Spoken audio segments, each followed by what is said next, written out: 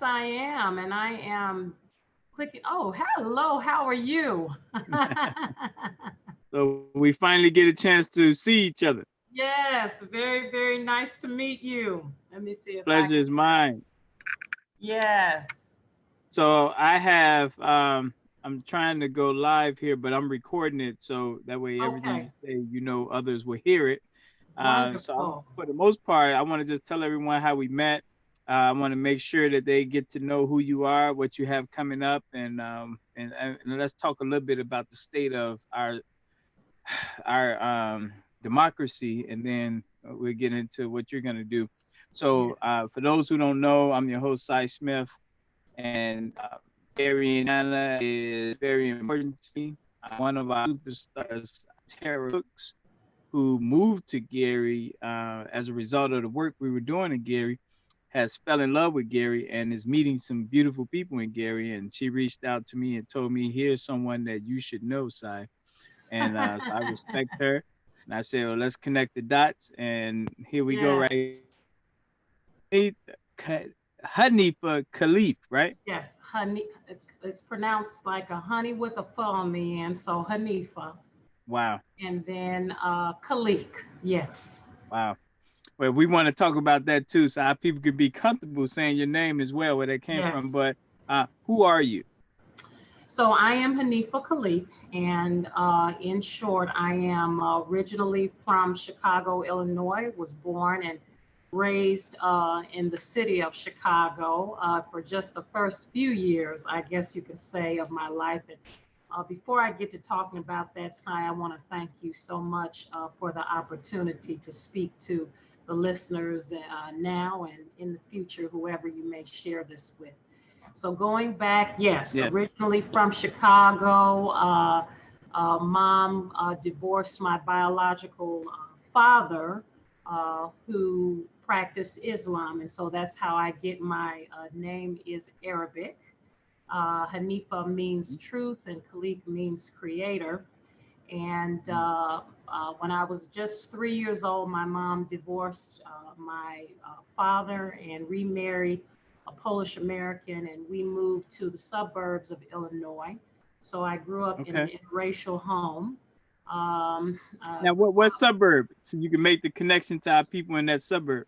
yeah, so Park Forest, Calumet City, Zion, Oak Park, just for a little while. Okay. And so, yeah, so those were the areas I grew up in. I went to Talala Elementary School in Park Forest, Illinois. And from there, we moved to Michigan, Georgia, and then back to Indiana in 2000. All right. Sorry about that.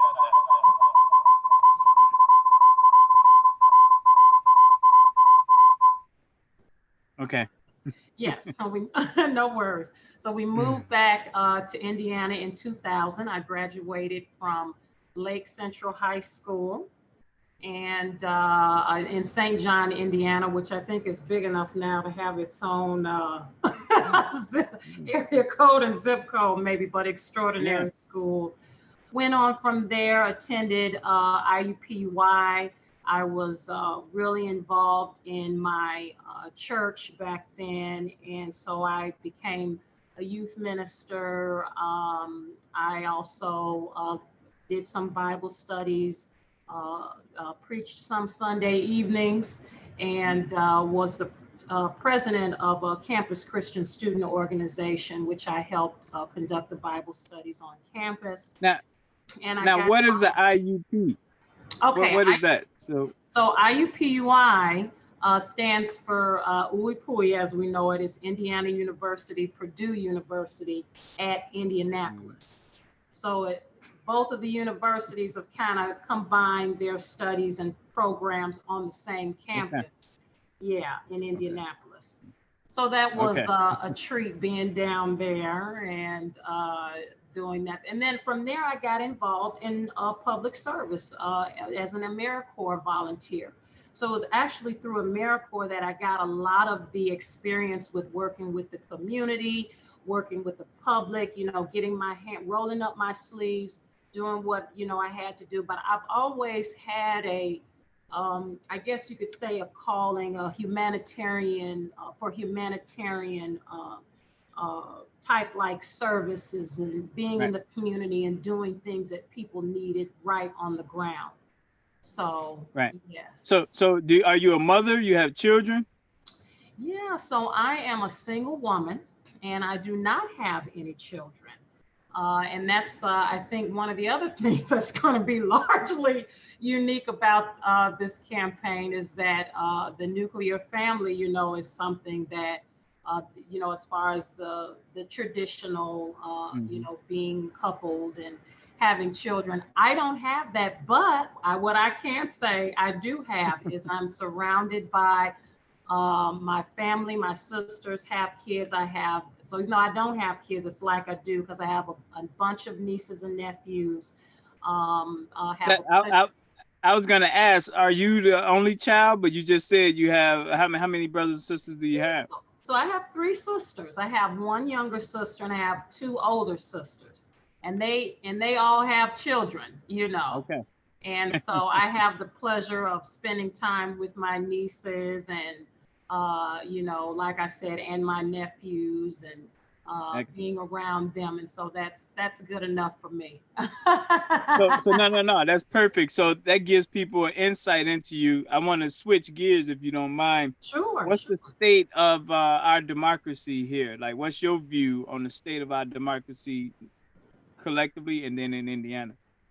Well, Sai, I think that you and I both are probably aware, and the listeners are aware of the recent incidents that happened on our Capitol, in our Capitol, on our Capitol Hill. And I think the state of democracy, as far as the United States is concerned, I think that we are coming out of a place of complacency where we feel that we had this democracy thing on hold. We had it. We know what we know what it is. We know what it means. Although we have had all this history, of being one of the most looked up to countries in the world as far as democracy goes. A few couple days ago, we were reduced, our capital, our government was overtaken in less than 2 hours. We're supposed to have one of the most secure, governments. So it was a moment of humiliation. But I also think it was a moment of reckoning, that we know where we are, but we know that we even the strides that we have made, we have yet more strides to make. And the only way we're going to be able to do that side is if we come together once and for all. The unity and the peace, we need to stop talking about it. It needs to be about action. We need to make it happen. We need to put forth steps that make it happen. And, I saw some pretty grimming photos. I saw our police taking pictures with these individuals. I saw police welcoming them through the building and these types of things. So I think the state of our democracy, as far as the country goes, we realize that we have a lot more things to do. And in the state of Indiana, as it relates to Indiana, we've got some awakening to do here as well, because there are many, many, many issues here in the state of Indiana. And I think the more But people know about it, the more we put ourselves to collectively in a position to change it. well, that's a perfect segue into why are we talking here now? Yeah, so perfect segue. Yeah, so after being a community volunteer, went into teaching public talk for a while, then I went into law. And as a law student, I recognized a very pressing need here in this state for senators who listen. We have members of our House of Representatives here, and they do their part. But what I saw in the upper chamber of Congress, as far as the two individuals coming from this state, was that they're not engaged. They're simply not engaged. They're not in the public. They're not concerned about the public.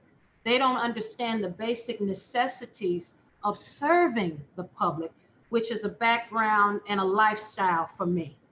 So I know how to listen to people. I don't not only know how to listen, but I know how to respond. And that is something that our two United States senators shy away from. They have not, neither of them have held a single public town hall. This is significant, side. Not a single public town hall. Now, I'm an average American. I'm a first-time runner. And do you know that on January the 19th, a Tuesday, coming up, I will have held my 12th town hall this year. So I guess that means you're running. Yes, I am running for United States Senate for these reasons, but it's not only the fact that they haven't held a single public town hall. Well, they have held one, excuse me, but it's for private individuals, VIP. You've got to pay to get in the door or be a specially invited guest. Now, that doesn't even make sense. No. But so now that you've announced, I want to give you some tough questions. So now let me switch from just being the nice side to checking you out to see if you really are there and ready to roll with the people of Indiana. Let's get it. You okay with that? So first and foremost, have you held public office before? And if not, why you think you can go to such a high seat right now? Well, thank you so very much. Well, first of all, I have held a public office, but it's appointed. So the position that I have right now is when I graduated from law school, I immediately put in to become the Civil Rights Agency Director for the local, for my city. And so I'm running the Gary Human Relations Commission, which has federal contracts with the EEOC and HUD.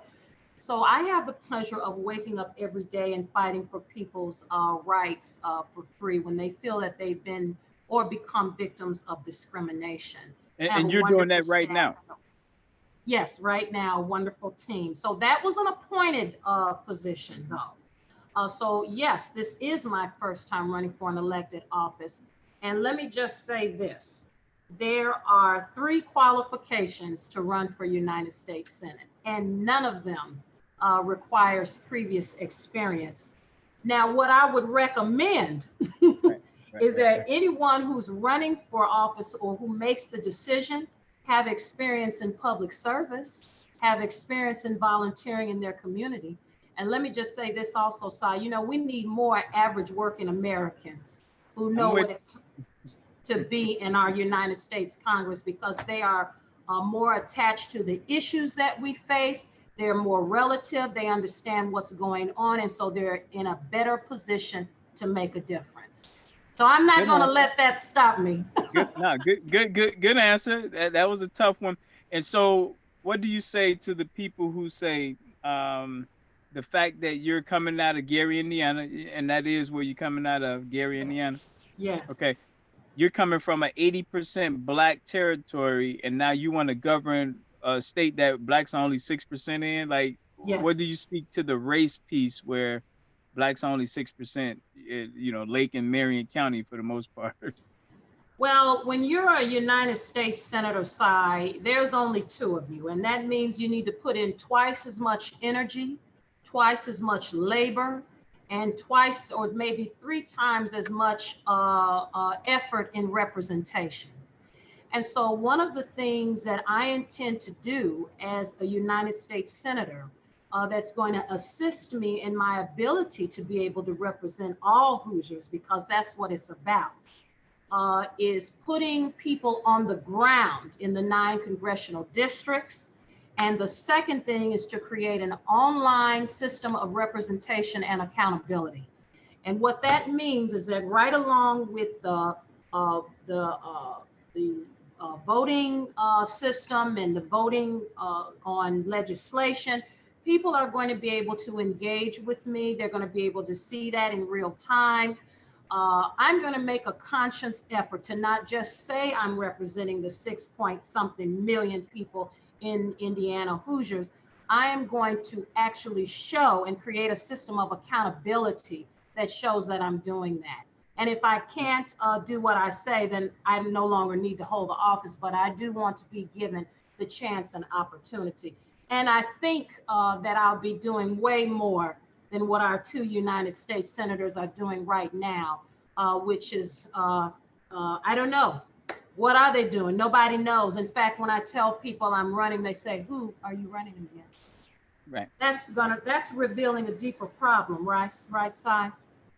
I'm Right. running against Well, an what do individual who's been in Congress for 20 plus years and nobody knows who I'm running against. Well, so that was part of the question. I was asked you about term limits and stuff like that. But before we get there, what would you say? And I think the key is you're answering with sincerity, and that matters. So I don't even have to ask you questions about like things that you're probably not selling BS to, I should say, to be direct. So you're being sincere with your responses. What would Yes. you say though to the people who say Indiana has a race problem? You got the whites don't see eye to eye with the blacks, and you're going to be a black woman essentially representing whites and blacks. What would you do to bridge that divide, potential divide between blacks and whites? Well, I think first of all Hoosiers need to know that we are in a place where we have to come together. It isn't about tolerance; it's about acceptance. And one thing that all Hoosiers should know about me uh, is that I grew up in an interracial home. My stepfather was white. My mother was a black woman. There And you I go. grew up watching my white stepfather, if you will say, kiss my black mother. Right. And grew up in a home where these individual races not only got along with one another, but they loved one another in holy matrimony. And that is what needs to happen continually, not only in the state of Indiana, but across the country. We need to continually represent a country that is working towards a better democracy by bringing people of all different backgrounds, religions, cultures together. I was watching a show where I saw people making statements against a particular individual because of their religion. We don't discriminate against people because of their religion in this country. That's one of the things that makes us so great, is that we allow individuals to live here and believe, have their own conviction. And so people can trust that although I grew up, in a Christian home, I have respect for all religions and those who have none, Right. you know. Well, it's something that you say that because when people say this is not who we are, no, this is who we are. But you just said you're gonna work to make sure we go to our ideal place, because the raw reality is we know a lot of this stuff has been here since the founding of the country. That's And right. so, you know what I mean? I'm glad, but I'm not supposed to take sides here, but I gotta tell you, you hit that out the park. And I wanted to pull out that you grew up in an interracial household, so you've seen it work. You're a successful black woman, so you hit it out the park with that. So I Thank should be you. objective here, but you did. That was perfect. And I hope people see that. Like that's a big, big benefit that you bring to the table here. So Thank you, get son. back on my other hat here. So what are the 3 top issues to you facing Indiana? Yeah, so one of the things that I'm going to be strongly advocating for upon my election, and what Hoosiers can definitely count on, is going to be one of my main priorities, and that is going to be livable wages. Um, I can fight for the minimum wage increase, but the bottom line is that people cannot live on the incomes that they are making presently. It's just ridiculous. So, what we need to do is we need to not only create legislation, but within that legislation, we need to create a system whereby employers, businesses are held accountable for the amount of money and take home pay that their employees are taking home. Now, no United States senator is going to say that, because it's going to tap into their pockets and their friends' pockets. But I want to make sure that employees across the nation are being paid fairly. And in order to do that, we need a system that creates that fairness. The second thing that I'm going to be focusing on is a quality education for all students. Now, with respect to education, we already know what's going on. Okay, it's right in front of us. We've got some school districts who have every single thing that they need, and we've got others that don't. We need we need someone like me to look at what is going on with the funding. How are they dispersing these funds? And where does the income inequality lie?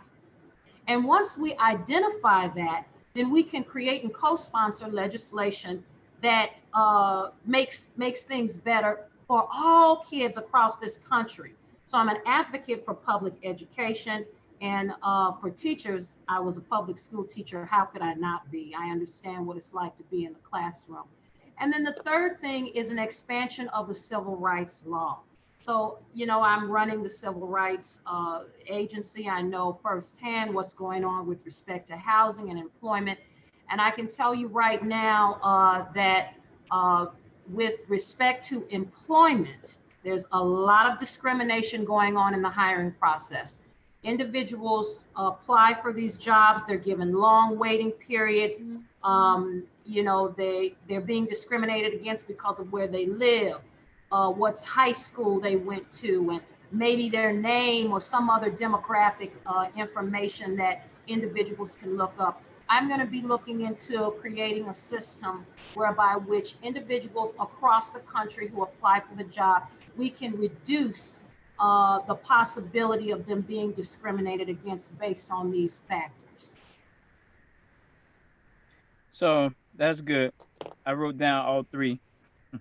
So going to your first one, the livable wage, I believe, and you tell me your thoughts on this, that we probably as a country shouldn't go after constantly boosting wages, because the fact of the matter is we know a lot of these companies and corporations have globalized, and so now they're making even more money by having worked out source.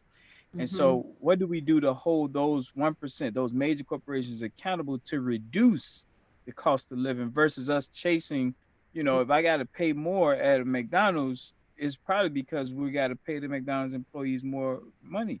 So what about these corporations who's getting tons of money because of what they're doing with globalization, and yet we're raising the wages for people who, the market would say based on your skill set, this is the dollar amount you should be making. But because of right now, the way it's set up, we're forcing this minimum wage. What's your take on it? I just think the 1%ers are getting away. The corporations are getting away. The big corporations, not these small mom and pop businesses. What's your take on that? Well, the first thing I think we need to do is we need to enforce the laws and the rules and regulations that are set up to govern them, but we also need to bring them to the table. So what I'm saying is, if you can gather this, is there are rules and laws and regulations put in place to make sure these companies pay their taxes. They find loopholes, that. They find the loopholes and they, close in on them. So we need to take a more careful look at that, okay? And like I said, the other thing is bringing them to the table and making sure they understand what is being required of them. For example,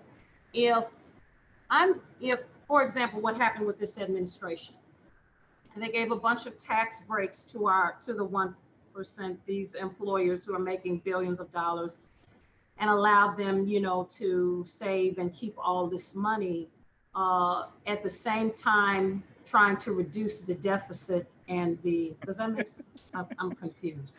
Yeah. You know what I mean? But here's what I think. I think if companies are going to get a break on their taxes, it should follow up with more employment, better employment. We don't just want more jobs. We want better jobs for the American people. And the way we get better jobs for them is you got to increase the take-home pay. You've got to give them better insurance, better benefits. You've got to do that. So if we're giving you all these breaks, where is the enforcement on your end of the bargain? There is none. And that's the problem. We're giving you all these breaks and you just go ahead on and take that vacation, or, take that lunch and wherever you want to take it across seas and fly a jet and all these wonderful things. But we don't want to hold them accountable. So we need individuals in our United States Congress, in the upper chamber, who are not going to play around.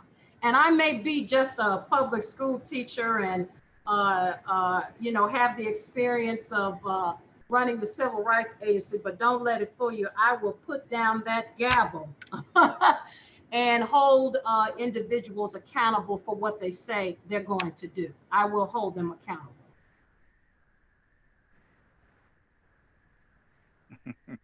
All right. The other question I was going to say, a lot of times when people run for office, they make what they aspire to accomplish known. But when you get into governance, it's about committees, it's about committee chairpersons who won't even bring what you say you want to do up for the committee to even decide on it. And then what your dreams and aspirations are stuck in committee, never makes it to the full House or the full Senate for vote. Tell us, what's your thoughts on that, and what would you be able to do? Are you a good relationship builder to try to win over some of the committee chairpersons so that your stuff can be brought up? Mm-hmm. Yes. Well, one of the things that's going to be my focus is to continually try to reach across the aisle and form those relationships. And I think that's probably one of the hardest things to do once you are in the United States Congress, is to build relationships. A lot of people have personalities that aren't, they're not very, they're not people persons. I say that I'm a people person because I can strike up a conversation with a stranger in a minute, and I take joy in doing that. I think Hoosiers can count on me, all Hoosiers can count on me to be able to put forth the effort that it's going to take to get the legislation where it needs to go. And if it doesn't get to where it needs to go, they're going to be able to be a part of an interactive process that shows reasons why, where things are in committee, if they make committee, and if they don't, what are my next steps, stuff like that. And a lot of that is missing. You can go onto sites like Government Track and things like that that show when, legislation has been introduced and when it stops and stuff like that, but you don't get to see the inner workings. I think once I'm there, it might be a consideration to do some form of live, real-time broadcast of me in the office, talking to people, trying to, get these things done. I'm not really sure on what level, because I know there's a high level of privacy that goes on, but I am looking forward to sharing and showing as much about the process as I can. All right. Well, you've answered all the questions that I wanted to at least present. We can't cover everything in the first interview, but this will be on YouTube. You'll be able to share it with your people as well. But tell everyone what you have coming up in terms of the fundraiser, because that way people that hear you, they love your energy and they want to help you out. How do people connect with you? Thank you, Cy. Well, yeah. So on Tuesday, January the 19th at 6 p.m. Central Standard Time, I will be hosting the campaign's first fundraising event. And it's going to be in the form of a town hall. I'm going to be broadcasting from a ballroom at one of the casinos.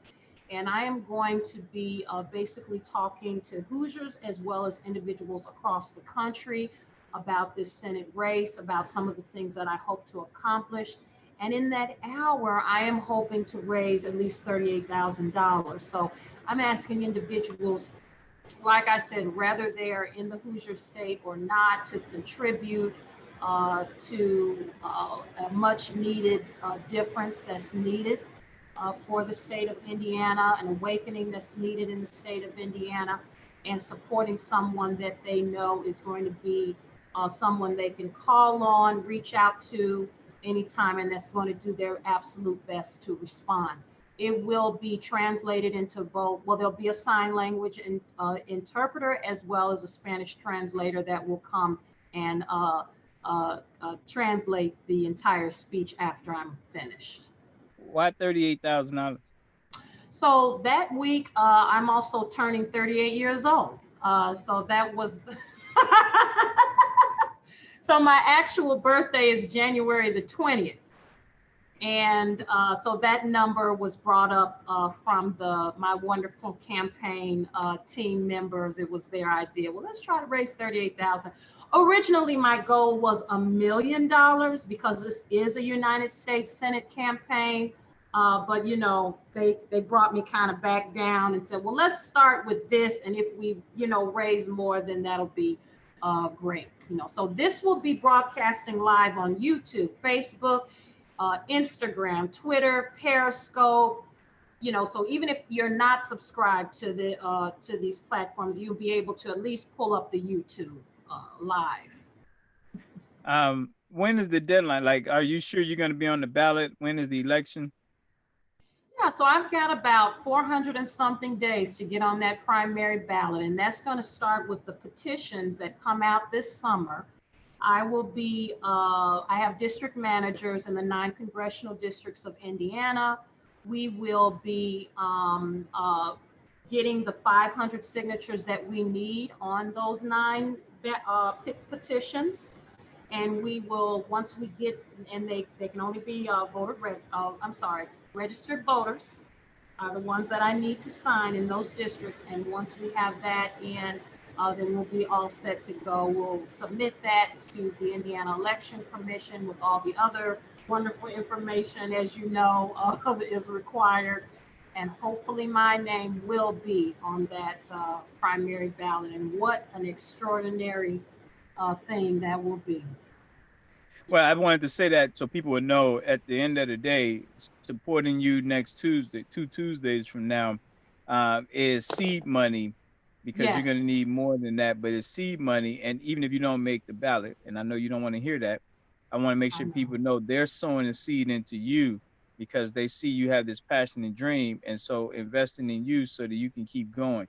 And so I just wanted to make sure that our, you know, people that may support you would know they're not wasting it, you know, they're investing into you and pouring into you. Anything you have that we didn't talk about? Oh, yeah. Yeah, no, I just want to say it's much greater than me. It really is. You know, this campaign represents one of calling for unity and peace, and also an awakening here in the state of Indiana. There are a lot of people suffering here, Black, white, you know, gay, straight, whatever religion you want to call it. That 6-point-something million people here in Indiana, that represents all kinds of people, and they all deserve to be represented phenomenally because they're phenomenal, you know. Now, not a single one of them should be shut out of attending a meeting of a person who claims to represent the entire state. That's just ridiculous. So even if it's not me, son, they've got to put someone there who will listen. And that's more important to me than anything. Well, guess what? And you know this spirit, God works through people. So I would say this, people sow seeds, they sow seeds primarily into who connects the most with them. And I think your background, your story is going to connect with people. So they'll be sowing into you. It's very humbling to hear you say it's greater than you. So that's important that they hear that too. But you know how it goes. People buy into you. They buy into what you're selling, who you are. And so I think that's going to reveal itself as people watch this video. So I thank you for your time. I thank you for your commitment. It takes a certain amount of commitment to put yourself out there. And I just pray that no matter what, you stay positive, connected, and keep pressing forward. Thank you, Simon. Excellent. So we'll do this again. Make sure my brother LaShawn Ford, he's a state rep in Illinois. Make sure he meets you as well. And we just keep pressing forward. Thank you. Thank you. All right. Talk to you. All right.